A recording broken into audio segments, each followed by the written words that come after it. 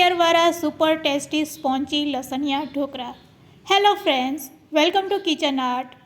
જોતાં જ ખાવાનું મન થઈ જાય તેવા લસણિયા ઢોકળા આજે આપણે બનાવીશું. ખાવામાં ખૂબ જ ટેસ્ટી લાગે છે અને બનાવવા પણ ખૂબ જ સહેલા છે.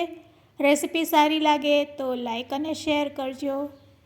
અને જો તમે મારી ચેનલ ઉપર નવા હોય અને મારી ચેનલને હજુ સબસ્ક્રાઈબ ન કરેલ હોય તો સબસ્ક્રાઈબ કરી બાજુનું બેલ બટન દબાવવાનું ભૂલશો નહીં, જેથી કરીને તમને મારા નવા વિડીયોનું નોટિફિકેશન મળતું રહે. લસણિયા ઢોકળા બનાવવા માટે અહીંયા આપણે આથેલા લોટનો ઉપયોગ કરીશું. તો ફ્રેન્ડ્સ, 6 કલાક અગાઉ અહીંયા આપણે લોટને આ રીતે બેટર બનાવીને રાખેલ હતું અને 6 કલાક પછી તમે જોઈ શકો છો કે તેમાં સરસ આથો આવી ગયો છે. તડકે રાખશો એટલે સરસ આથો આવી જશે. આ લોટ આપણે શેનો લીધેલ છે તે પણ હું તમને જણાવીશ, પણ તેની પહેલાં તમે આથો જો કેટલો મસ્ત આપણો આથો આવેલો છે. તો 6 કલાક અગાઉ તમે 6 કલાક અથવા તો ઓવરનાઇટ માટે જો તમે આ રીતે આથો દઈને રાખી દેશો તો તમારા ઢોકળા ફક્ત 15 મિનિટમાં જ બનીને રેડી થઈ જશે. તો અહીંયા આપણે 3 વાટકી ચોખા, 1 વાટકી ચણાની દાળ, બંને વસ્તુને મિક્સ કરી સારી રીતે ધોઈ અને તડકે સૂકવી પછી તેનો લોટ બનાવી લેવાનો. હવે આ લોટમાં આપણે હુંફાળું પાણી અને 1 વાટકી છાશ એમ એડ કરી તેનું આ રીતનું બેટર બનાવી લેવાનું. અને પછી જ્યાં તડકો આવતો હોય ત્યાં તમારે 5 થી 6 કલાક રાખી દેવાનું, અથવા તો ઓવરનાઇટ માટે રાખી દેશો એટલે તમારો સરસ આથો આવી જશે. તો ફ્રેન્ડ્સ, આપણો અહીંયા આથો સરસ આવી ગયો છે અને આ બેટરને આપણે પહેલાં એક વખત આ રીતે મિક્સ કરી લેશું. રેડી કરેલા આ ખીરામાં આપણે સ્વાદ અનુસાર મીઠું, અડધી ચમચી હળદર પાવડર અને સાથે સાથે જો તમારે કોથમીર એડ કરવી હોય તો એડ કરી શકો છો અને સ્કીપ પણ કરી શકો છો. બસ આ 3 વસ્તુ એડ કર્યા પછી તેમાં આપણે 1 મોટી ચમચી જેટલું તેલ એડ કરશું. તેલથી ઢોકળા એકદમ સોફ્ટ બને છે.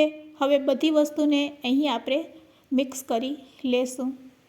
રેડી કરેલા આ મિશ્રણને આપણે 3 વાટકામાં ડિવાઈડ કરી લેશું. તો અહીંયા આપણે 3 લેયર્સ લસણિયા ઢોકળા બનાવી રહ્યા છીએ. તો આપણે 3 વાટકામાં તેને ડિવાઈડ કરી લેશું. તો આપણે અઢી ચમચા જેટલું મિશ્ર આપણે દરેક વાટકામાં એડ કરી દઈશું. હવે ફ્રેન્ડ્સ, લસણવાળી ચટણીની આપણે પેસ્ટ બનાવવાની છે. તો આ લસણવાળી ચટણીમાં મેં કાશ્મીરી મરચું એડ કરેલું છે, તેનાથી કલર સરસ આવશે. તો આપણે 1 ચમચી લસણની પેસ્ટ લેશું અને લસણવાળા પાણીમાં આ રીતે મિક્સ કરી લેશું. તો અહીંયા આપણો લસણવાળો મસાલો રેડી છે. હવે ફ્રેન્ડ્સ, 3 લેયર માટે અહીંયા આપણે મોટી ડીશની જરૂર પડશે. જો મોટી ડીશ ન હોય તો આપણે આ રીતની કાણાવાળી ડીશનો પણ ઉપયોગ કરી શકીએ છીએ. બટર પેપર ન હોય તો બટર પેપરની જગ્યાએ તમારે સાદું પેપર લઈ બંને બાજુ તેલ લગાડીને તમે બટર પેપર બનાવી શકો છો.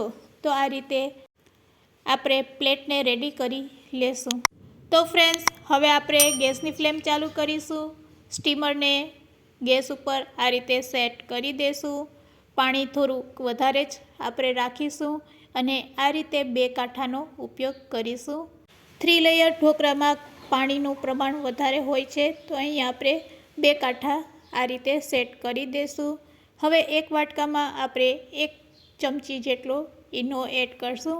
તો ફ્રેન્ડ્સ, 1 પેકેટ ઈનોમાંથી અહીં આપણે 3 વાટકામાં 1 ચમચી એડ કરી દઈશું.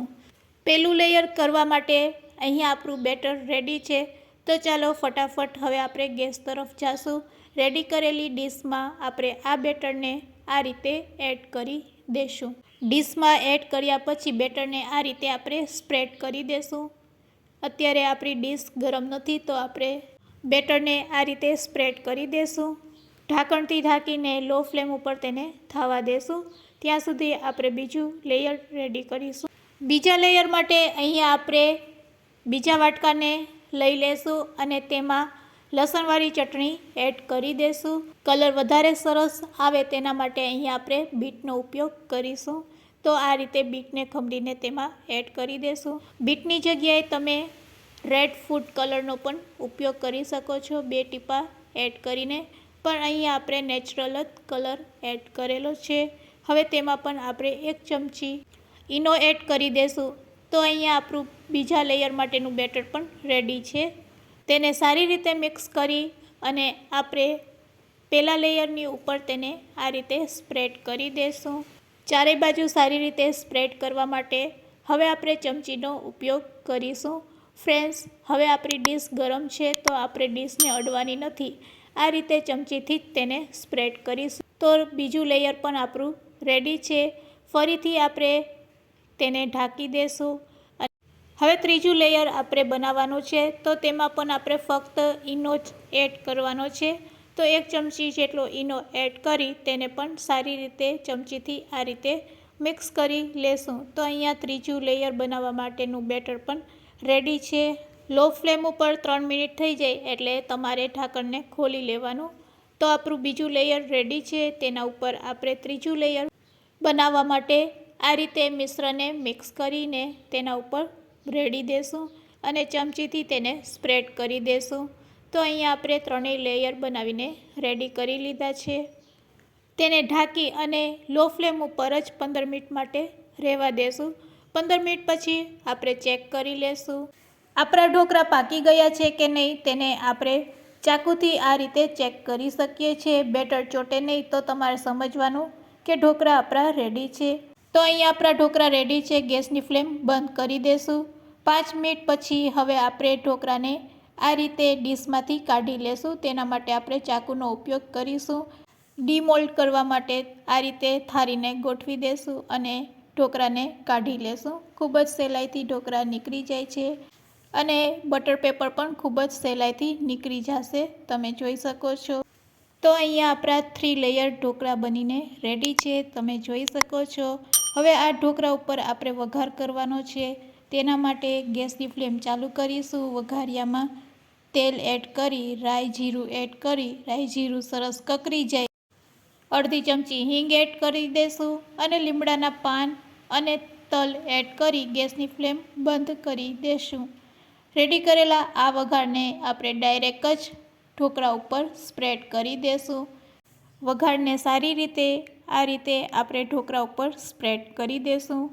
સ્પ્રેડ કર્યા પછી તેના ઉપર થોડીક કોથમીર પણ સ્પ્રેડ કરીશું. હવે ચાકુની મદદથી આ ઢોકળાને આપણે કટ કરી લેશું. ઢોકળાને કટ કર્યા પછી તમે જોઈ શકો છો કે 3 લેયર લસણિયા ઢોકળા કેટલા મસ્ત બનીને રેડી થયા છે. નજીકથી દેખાડવાનો પ્રયત્ન પણ કરું છું. તો રેડી છે આપણા લસણિયા ઢોકળા. તેને ટમેટો કેચઅપ અથવા તો લસણવાળી ચટણી સાથે સર્વ કરી શકાય છે. આજની રેસીપી કેવી લાગી ફ્રેન્ડ્સ તે કમેન્ટ્સમાં જરૂરથી કહેજો અને રેસીપી સારી લાગી હોય તો શેર કરવાનું ભૂલશો નહીં. Thanks for watching. ફરી મળીશું એક નવી રેસીપી સાથે.